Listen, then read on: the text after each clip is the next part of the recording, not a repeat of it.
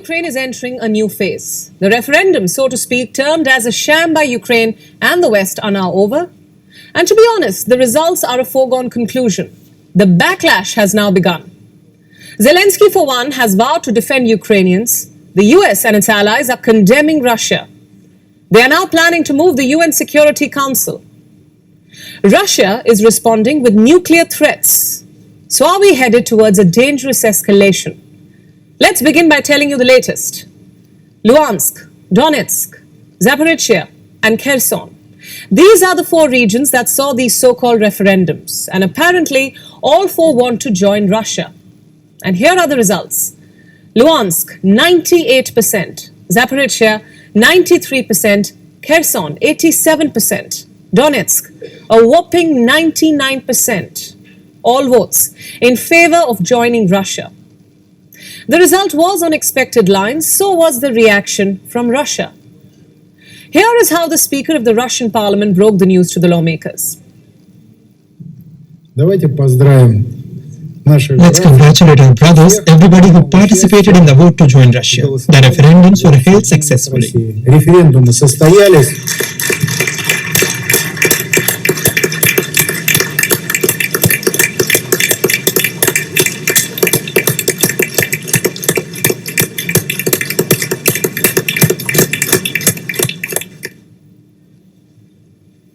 And right after that, the separatist leaders from these regions that held a referendum spoke out as well. Their statements weren't a whole lot different. Listen in. For more than 3,000 days, we fought for the right to be a part of Russia, to return to our home and to be with our true homeland. We succeeded. This is our common national victory. Dear Russian President, I am addressing you on behalf of the people of the Luhansk region. Taking into account the fact that the population of the Republic approved the decision in the referendum, I ask you to consider the issue of Luhansk People's Republic becoming a part of Russia as a subject of the Russian Federation. And finally, we heard from the Kremlin too. The Russian government has spelled out its intentions. It wants to continue the offensive. Russia says its final goal is to seize all of Ukraine's Donetsk region. Listen in. Not all the territory of the Donetsk People's Republic has been liberated yet. We are talking about the territory within the borders as of 2014. So we need to liberate at least all the territory of the Donetsk People's Republic. Meanwhile, the whole of the Luhansk People's Republic has been liberated. So it is all going to plan according to Russia. So what will happen after these so-called referendums? What will Vladimir Putin do next? Well, the past offers us some clues. When Russia annexed Crimea, similar events unfolded. After the military offensive, a referendum vote was called. And again, the result threw up no surprises whatsoever. More than 95% of the votes were in favor of annexation. Russia took control of Crimea. Moscow celebrated the move as a big win. Even though the international community refused to accept this vote, something similar, as we can see, is happening right now. The Western world has unanimously declared the vote a sham.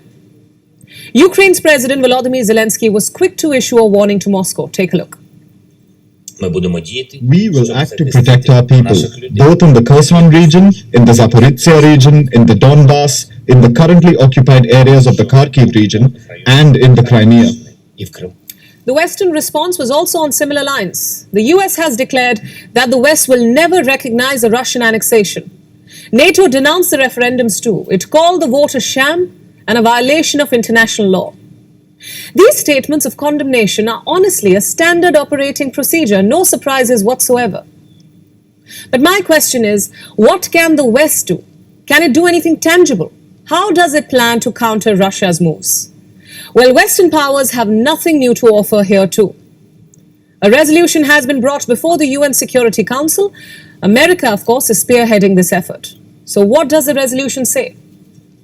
It will condemn Russia's sham referendums, call on member states to not recognize the status of Ukraine, and obligate Russia to withdraw its troops from Ukraine.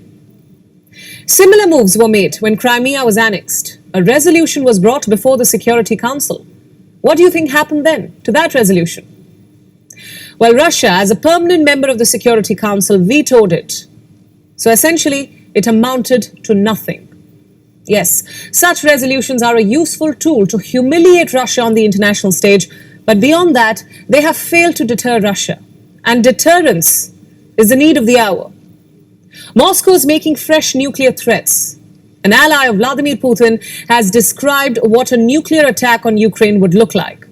I'm talking about Dmitry Medvedev, the former president of Russia, now a deputy chairman of Russia's Security Council. He is saying Russia's nuclear threats are not a bluff. Listen to his statements carefully now. Let's imagine that Russia is forced to use the most powerful weapon against the Ukrainian regime. I believe that NATO would not directly interfere in the conflict, even in this scenario. The demagogues across the ocean and in Europe are not going to die in a nuclear apocalypse. I'm quoting. Just think about those words. It's a warning to not just Kiev, but the West too. Wherever this goes, one thing is for certain now. The war in Ukraine is about to intensify.